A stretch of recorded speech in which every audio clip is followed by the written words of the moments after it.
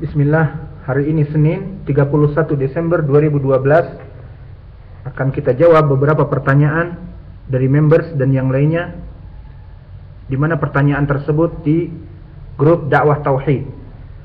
Adapun tentang teks pertanyaan, insyaallah bisa dilihat di grup. Adapun pertanyaan yang keempat dari Desi Erviana yang menanyakan tentang tunangan apakah ada di dalam Islam dan bagaimana hukumnya, maka kita katakan, kita jawab dengan izin Allah dan taufiknya dan ilmunya. Adapun tunangan di dalam Islam dinamakan al-khitbah dengan kasrah, bukan dengan dhammah. Adapun dengan dhammah khutbah, maka ini adalah ma'ruf, khutbah seperti khutbatil jum'ah dan sebagainya. Adapun al-khitbah yakni pertunangan yang didefinisikan oleh ahlul fikih idhar raghbah fi zawaj bi imra'ah muayyanah wa i'lamil mar'ah waliyaha bidzalik. Maka definisi dari khitbah ataupun pertunangan ini pengejawantahan rasa cinta kepada seorang dara tertentu, yang mana pengucapan keinginan untuk menikahi si perempuan tersebut dijawantahkan kepada bapaknya. Kemudian dari situ bapaknya menyatakan kepada anaknya, dan jika disetujui, maka disetujuilah peminangan dari seorang laki-laki kepada anak dara tersebut. Dan peminangan di sini bisa langsung dari khatib ataupun dari si peminang, ataupun melalui wasithah dari keluarganya ataupun kerabatnya ataupun bahkan teman-temannya. Maka di sini kita bedakan antara pertunangan dengan pacaran di zaman sekarang, penyakit anak muda zaman sekarang, di mana seorang boyfriend mengejawantahkan rasa cinta, curhat kepada girlfriend, I love you, dan dijawab oleh perempuan langsung, I love you too. Jadian, pacaran dan sebagainya. Yang di sini merupakan perkara yang haram dikarenakan tidak diejawantahkan kepada bapaknya dan sebagainya.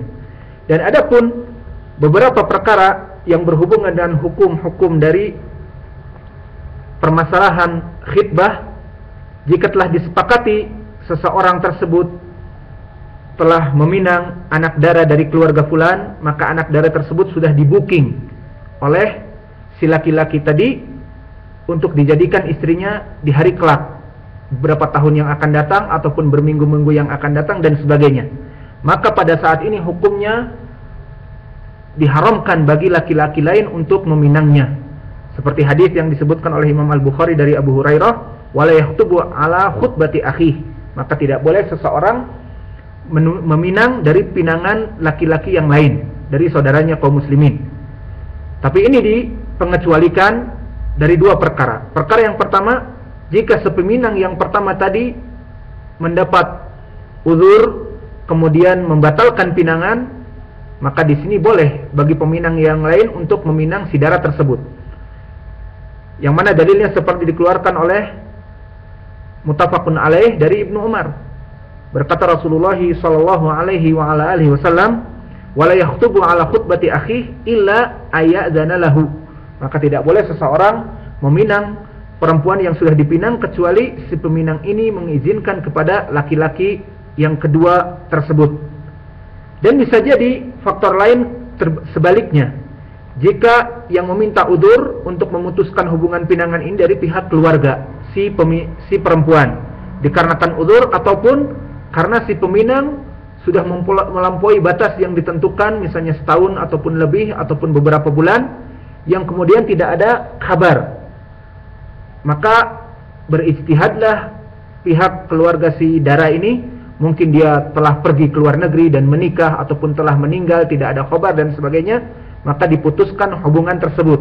Dan ini boleh, seperti di hadis Muslim dari Uqbah ibn Amir, berkata Rasulullah sallallahu alaihi wa ala alihi wasallam, "Wala yakhtubu ala khutbati akhi hatta yadhara," sampai dipisahkan. Dan dipisahkan di sini dari dua belah pihak, baik dari peminang ataupun dari bapaknya dara yang dipinang tersebut. Permasalahan yang kedua juga permasalahan hadiah.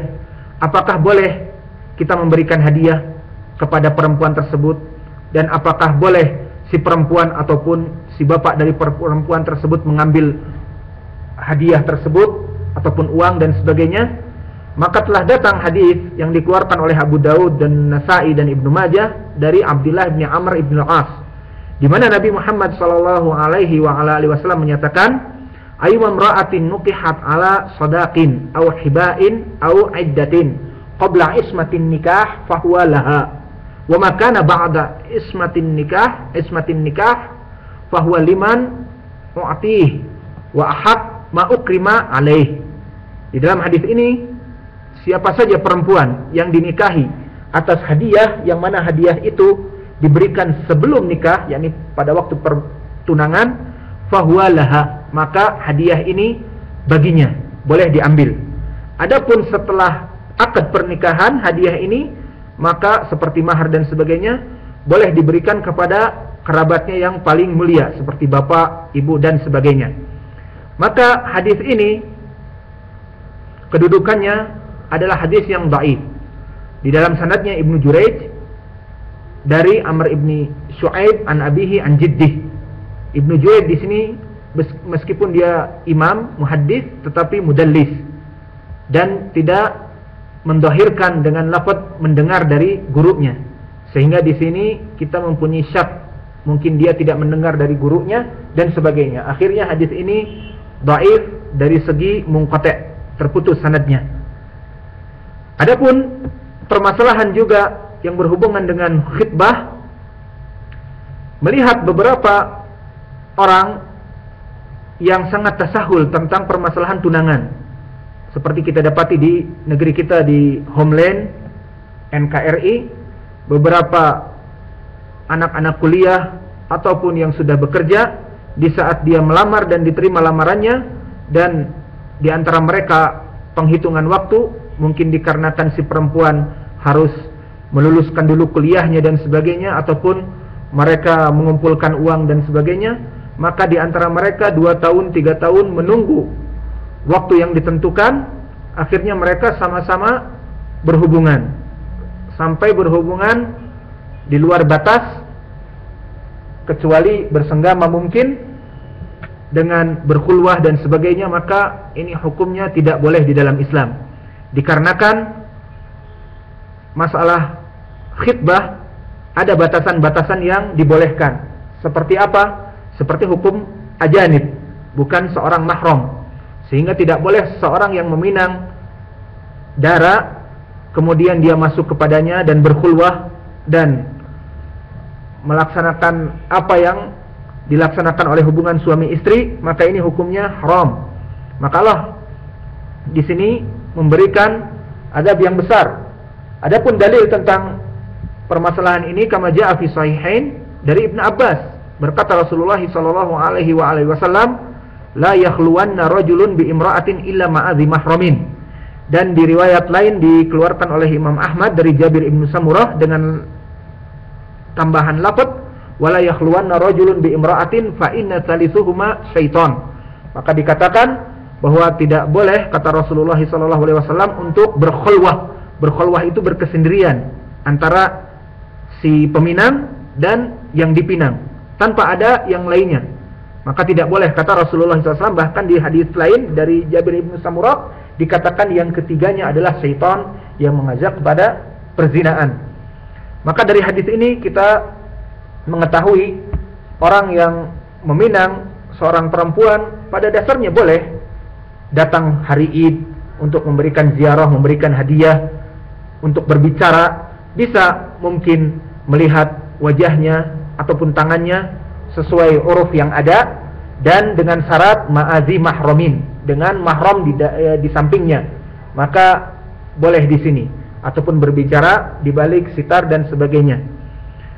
Adapun pertanyaan yang kelima dari Wan Su, yang mana di sini dia bertanya tentang kedudukan derajat hadis permasalahan kesaksian iblis dengan Nabi Muhammad SAW, yang mana hadis ini dari lafaz Arabnya an Mu'adz bin Jabal an Ibnu Abbas berkata, kunna ma'a Rasulillah sallallahu alaihi wasallam fi baiti rajulin min ansar fa nadal munadi ya ahlal manzil atu'dhinuni li bidukhul ilal jamaah faqala Rasulullah sallallahu alaihi wasallam ata'lamun manil munadi faqalu Allahu wa rasuluhu a'lam faqala Rasulullah sallallahu alaihi wasallam hada iblis laknatullah. Maka kisah ini telah diterjemahkan pula oleh si penanya Wansu, bisa dilihat di grup dakwah tauhid, yang kisahnya panjang tentang persaksian iblis dan hiwar yang ditanya jawab antara iblis dengan Nabi Muhammad sallallahu alaihi wasallam. Maka di sini penanya menyatakan apa keadaan derajat hadis tersebut. Maka wallahu alam kita jawab dengan izin dan taufik dan ilmunya. Hadis ini tidak ada sanadnya, tidak ada usulnya, baik di kutub sunan atau kutub musnad ataupun di kutub al-jami' dari kutub-kutub hadis, butunil hadis, tidak didapati hadis ini dengan sanad. Ini yang pertama. Dan yang kedua, jika kita kembali kepada matan ataupun teks isi hadis tersebut, kita dapati kisah panjang yang dramatisir sekali, di mana syaitan memberikan informasi tentang rahasia bagaimana trik-triknya dia menggoda Bani Adam. Dan begitupun ditanya siapa yang paling dibenci oleh syaitan, siapa yang disenangi dari kaum muslim, dari kaum Bani Adam oleh syaitan dan sebagainya. Dari segi kisah saja, orang-orang yang paham ahli hadis menyatakan bahwa ini hadis bukan dari Nabi, tetapi karangan yang didramatisir oleh pengarang. Dan faktor yang ketiga juga tidak didapatkan di dalam butunil kutubul hadis kecuali di kitab Ibnu Arabi yang berjudul Kitab Syajaratul Qaun. Maka wallahu a'lam, bagaimana kita menghukumi di sini?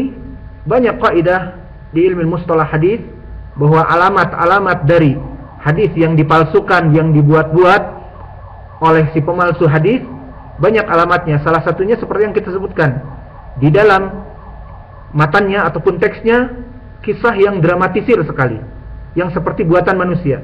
Dan yang kedua, dengan tidak adanya sanad di dalam kutub-kutub yang masyhur, kutub hadis. Dan yang ketiga di sini juga kita lihat tidaklah hadis ini disebutkan kecuali di kitab Syajaratul Qaun karangan Ibnu Arabi. Maka kita cek di sini siapa itu Ibnu Arabi. Ibnu Arabi namanya adalah Muhammad Ibnu Ali Ibnu Muhammad Al-Hatimi At-Tai Al-Andulusi. Andulusi adalah negara Andulus, bukan Indonesia. Yang ma'ruf dengan Ibnu Arabi dengan nakirah untuk membedakan seorang imam ahli sunnah Al-Qadi Abu Bakar Ibnul Arabi dengan alif dan lam. Adapun Ibnul Arabi yang dengan alif wa lam, dia ini adalah imam ahli sunnah. Namun Ibnu Arabi yang mencantumkan hadis ini di kitabnya Syajaratul Qaun dengan nakirah tanpa alif lam, dia itu adalah seorang imam, tetapi imam dhalal. Dia itu seorang imam dari kelompok ekstrim Sufiyah yang menyatakan wahdatul wujud, bahwa Allah itu menjadi satu dengan makhluknya. Adapun keadaan Ibnu Arabi di sini telah disebutkan oleh Imam Az-Zahabi di Siyar A'lamun Nubala bahwa dia adalah kana zakiyan katsiral ilm, bahwa dia itu seorang yang pandai dan banyak ilmunya dari segi fasahah bahasa Arab, dari segi ilmu usul, dari segi ilmu yang lainnya. Namun laisa hunaka zakiyan, laisa likulli zakiyin zakiyan. Maka tidak semua orang yang zaki, orang yang pintar itu, dia itu suci dari dosa dan juga suci dari dzunub. Maka Ibnu Arabi di sini dikatakan oleh Imam Az-Zahabi, setelah dia rihlatu thalabul ilm, mulai dia berkhalwah, mulai dia melakukan amalan-amalan khalwah, yakni berkesendirian, seperti dulu Nabi Muhammad SAW di saat berkhalwah di Gua Hira. Dan ini yang dilakukan oleh Nabi sebagai sunnahnya dari Allah Subhanahu Wa Taala untuk uzlah, menjauhi kehidupan dunia agar menerima wahyu, siap menjadi Nabi. Tetapi setelah itu Bani Adam tidak boleh untuk melaksanakan khulwah, sampai tidak melaksanakan salat dan sebagainya. Maka permasalahan khulwah di sini seperti amalan orang Hindu ataupun Buddha yang dinamakan semedi, jauh dari hubungan dunia dan begitu pun dari hubungan akhirat, karena tidak melaksanakan salat, puasa dan sebagainya. Pergi di gunung ataupun di lembah bertapa. Maka dikatakan oleh Imam Az-Zahabi, wa alaqa syai'an katsiran fi tasawuf ahlil wahdah. Maka setelah itu mulailah dia berbicara dan berfatwa tentang ajaran kaum sufi tentang wahdatul wujud, yang bahasa Jawanya, kejawennya manunggaling kawula Gusti, di mana ucapan-ucapan dari Ibnu Arabi di sini banyak berbentuk seperti bait syair, yang mana bait syair ataupun syair di sini yang mengajak kepada pentauhidan antara Allah dengan makhluknya, bukan dari segi ibadah tetapi dari segi zat, bahwa Allah itu sama dengan makhluk, makhluk itu sama dengan Allah. Sampai berkata Ibnu Arabi di kitabnya Fususul Hakam, faya'buduni wa a'buduhu wa yahmaduni wa ahmiduhu. Maka aku menyembah Allah itu dan Allah itu menyembahku, dan aku memuji Allah dan Allah pun memujiku, karena kita ini satu, kata dia. Maka dikatakan oleh Imam Az-Zahabi, wa min arda tawalifihi kitab al-fusus. Maka seburuk-buruknya kitab yang dikarang oleh Ibnu Arabi, terutama tentang permasalahan wahdatul wujud, adalah kitab al-fusus, fususul hakam. Fa in kana la kufra fihi fama fid dunya kufrun. Maka jika tidak kita hukumi kitab tersebut di dalamnya kufur-kufur yang banyak, maka tidaklah di dalam dunia ini kekufuran. Tidak adalah kekufuran di dunia ini. Ini dari segi madhabnya, dari segi akidahnya. Dan adapun dari segi hadis, maka si Dajjal ini juga seorang yang kadzab, pendusta, seperti disebutkan oleh Imam Qadhi Ibnu Iyad di saat ditanya tentang Ibnu Arabi, dikatakan syekhun kadzab. Maka Ibnu Arabi di sini adalah syekh yang pendusta di Syiar A'lam Nubala. Maka dari sini wallahu a'lam, al-ilmu indallah, derajat hadis tersebut bisa kita katakan hadis buatan, hadis yang dipalsu, dengan 3 qarinah, 3 deteksi. Deteksi yang pertama dari segi matannya, lafadznya. Hadis ini seperti kisah yang disutradarai oleh seorang sutradara. Kemudian yang kedua dari segi sanad. Hadis ini tidak terdapat sanad dari kitab-kitab hadis kecuali di kitabnya Ibnu Arabi.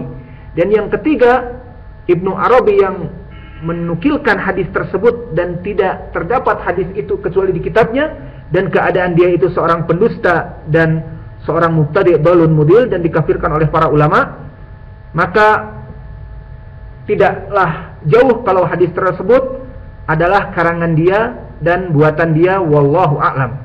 Adapun pertanyaan yang keenam, pertanyaan tentang seseorang yang masuk ke dalam jamaah kemudian didapati para makmum dan imam sudah melaksanakan ruku, maka kemudian masuk melaksanakan ruku.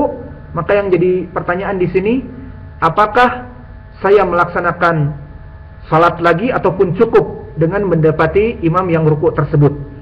Maka kita jawab, telah terjadi khilaf di antara ahlul fuqaha tentang permasalahan ini menjadi 2 ucapan. Ucapan yang pertama, ucapan jumhur ulama seperti al-a'imah al-arba'ah, yang menyatakan barang siapa yang masuk dan didapati imam sedang ruku, maka ikutlah ruku, dan rukuknya imam itu cukup menjadi 1 rakaat bagi orang yang masbuk tersebut. Ini ucapan yang pertama. Adapun ucapan yang kedua, bagi orang yang masuk ruku, mendapati imam ruku dan dia ikut ruku dan tidak membaca Al-Fatihah, maka rukuknya tersebut tidaklah terhitung sebagai rakaat karena tidak membaca Al-Fatihah. Dan ucapan yang kedua ini adalah ucapan Imam Al-Bukhari dan Ibnu Khuzaimah dan Ibnu Hazm dari kelompok Adz-Dzahiriyah dan Syekhuna Muqbil Al-Wadi'i. Dan wallahu a'lam, ucapan kedua inilah yang dirajihkan oleh pembicara, dan ilmu indallah. Sekarang kita masuk kepada pendalilan dan pentarjihan.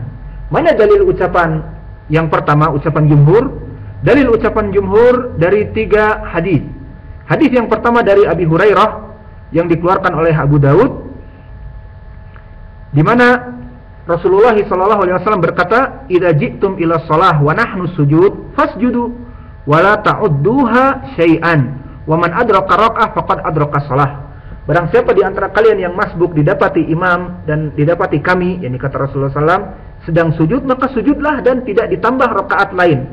Adapun jika masuk kepada ruku, maka rukuklah dan jangan ditambah dengan rakaat yang lain. Hadis ini sharih pendalilannya tentang permasalahan tidak ada rakaat jika didapati ruku atau sujud. Namun sayang, di sanadnya ada Yahya bin Abi Sulaiman Abu Saleh Al-Madani yang dikeluarkan oleh Imam Abu Daud ini, yang mana Yahya bin Abi Sulaiman Abu Saleh Al-Madani dikatakan oleh Imam Al-Bukhari munkarul hadis, dan oleh Imam Abu Hatim dikatakan bahwa dia itu muttaribul hadis, hadisnya goncang. Dan lafaz munkarul hadis dan muttaribul hadis di ilmi mustalahil hadis dan jarh wa ta'dil adalah diitlaqkan bagi orang yang dibuang hadisnya matruk. Wallahu a'lam, hadis ini berarti dhaif sekali. Dan ada hadis lain dari Abi Hurairah juga yang dikeluarkan oleh Imam Al-Baihaqi dan Daruqutni yang nadanya semakna dengan itu, berkata Rasulullah sallallahu alaihi wasallam, "Man adraka rak'ah minas shalah faqad adrakaha qabla an yaqimal imam salbahu." Maka barang siapa seorang masbuk yang mendapati imam sedang salat berjamaah dalam keadaan ruku, sebelum terangkat rukuknya itu yakni beriktidal, maka dia telah terhitung masuk kepada rakaat. Dan di sanadnya hadis ini Yahya bin Abi Humaid dan dia dhaif. Maka 2 hadis yang kita sebutkan tadi sama-sama dhaif. Adapun hadis yang ketiga, hadis yang sahih. La syakka wala raiba, dikeluarkan Al-Bukhari dan Muslim dari Abu Bakrah, yang mana hadis ini telah kita terangkan dulu di pelajaran akidah. Di saat Abu Bakrah masuk kepada masjid dan didapati semua sedang ruku, maka raka'a dia melaksanakan ruku qabla ayasila ila shaf aiduna shafin. Dia melaksanakan ruku di depan pintu di saat melihat orang-orang ruku, kemudian ruku dia. Kemudian jalan dalam keadaan ruku kepada shaf. Kemudian dikatakan oleh Nabi Muhammad SAW kepadanya, "Zadaqallahu hirsan wala ta'ud." Maka semoga Allah menambahkan semangat kepada kamu dalam menuntut ilmu ini, wala ta'ud, dan jangan diulang. Yang menjadi poin pendalilan bagi jumhur, jangan diulang maknanya jangan diulang salat 1 rakaat lagi, rakaat yang ketinggalan tadi dari ruku tadi. Ini yang para jumhur pahami. Maka kita kembali kepada, sebelum membahas ini kita kembali kepada dalilnya ucapan yang kedua. Adapun mereka yang mengatakan harus diulangi rakaat tersebut, adapun ucapan yang kedua dalilnya hadis yang dikeluarkan oleh Al-Bukhari dan Muslim dari Ubadah bin Samit, berkata Rasulullah sallallahu alaihi wasallam, "La salata liman lam yaqra bi Fatihatil kitab." Maka tidak diterima salat bagi yang tidak membaca Al-Fatihah. Maka di hadis ini pendalilan yang sharih dan sahih karena dikeluarkan Bukhari Muslim. Adapun sharihnya telah dinafikan oleh Nabi Muhammad sallallahu alaihi wasallam bahwa rakaat tersebut tidak termasuk salat karena tidak membaca Fatihatul Kitab. Maka orang yang tadi di pertanyaan masuk dan imam sudah ruku, berarti tidak membaca Al-Fatihah, langsung masuk kepada hadis Ubadah ibnu Samit, tidak diterima salatnya kecuali orang yang membaca Al-Fatihah. Maka dari hadis inilah ucapan yang kedua beristidlal harus diulangi rakaat tersebut. Maka kita kembali membantah hadis yang dikeluarkan oleh Al-Bukhari dan Muslim dari Abi Bakrah tadi. Di saat Nabi Muhammad SAW, "Fala ta'ud", maka janganlah diulang. Kelompok jumhur menyatakan janganlah diulang, maknanya janganlah diulang rakaat, cukup rakaat tersebut dengan mendapati imam sedang ruku. Tetapi hadis yang dari Abdullah bin Samit ini menyatakan tidak salat orang yang membaca Fatihatul Kitab. Lalu bagaimana? Apakah kita membuang hadis Ubadah bin Samit dan sebagainya? Maka seinsaf-insafnya dan seadil-adilnya dalam permasalahan ini adalah dengan menggabung kedua dalil yang sahih tadi. Dan ini thariqatu tarjih ataupun thariqatu jama' baina dalilain au aktsar, seperti yang termukarrar ataupun dimasukkan di dalam ilmu usul fikih, bab yang menyatakan jika ta'arada ataupun jika berlawanan antara hadis dengan hadis yang lain yang sama-sama sahih dari segi penhadisan, maka jika kita mungkin untuk menggabung keduanya, maka itu adalah sebaik-baiknya jalan. Karena ini hadis dari ucapan Nabi dan ini juga hadis dari ucapan Nabi, maka kita amalkan seperti kaidah tersebut. Hadis Abi Bakrah sahih sekali, dikeluarkan muttafaq alaih Bukhari dan Muslim. Dan hadis Ubadah bin Samit tentang tidak diterimanya bacaan kecuali dengan Fatihah, hadis yang dikeluarkan oleh Bukhari dan Muslim, sama-sama sahih. Maka sebaik-baiknya dan seinsaf-insafnya bagi kita untuk menggabung keduanya jika mungkin. Apakah bisa kita menggabungnya? Dijawab bisa. Bagaimana caranya? Hadis Ubadah bin Samit tetap dalam kedudukan sahih dan diamalkan. Tidak syah untuk seseorang masuk kepada salat rakaatnya kecuali harus membaca Al-Fatihah. Sudah. Dan hadis Abi Bakrah bagaimana? Ucapan la ta'ud tidak ditawilkan seperti ucapan jumhur. Jangan diulangi salatnya, tetapi apa? Jangan diulangi amal tersebut. Dan ini yang mendekati. Karena apa? Karena dia di sini melaksanakan kesalahan ruku sebelum masuk kepada shaf. Jadi dia salat dalam keadaan berjalan dari pintu nyambung ke shaf. Dan ini yang diinginkan oleh Nabi Muhammad SAW, fala ta'ud. Jangan diulang perbuatan tersebut. Adapun kembali kepada jangan diulang satu rakaat dan sebagainya, ini adalah pemahaman yang jauh. Dan selain pemahaman yang jauh itu juga mengilzamkan kepada kita, mengkonsekuensikan kepada kita untuk membuang hadis Ubadah bin Samit yang menyatakan tidak ada salat kecuali bagi mereka yang membaca Fatihatul Kitab. Maka dari penggabungan dua dalil tersebut, inilah yang menjadi perajihan ucapan yang kedua. Karena yang diinginkan fala ta'ud di sini jangan diulang adalah perbuatan yang salah dengan melaksanakan ruku kemudian berjalan. Ini yang lebih mendekati kepada kebenaran, wallahu a'lam. Adapun soal yang terakhir ketujuh dari Abu Ahmad Herianto yang mendekati kepada soal yang keenam tadi.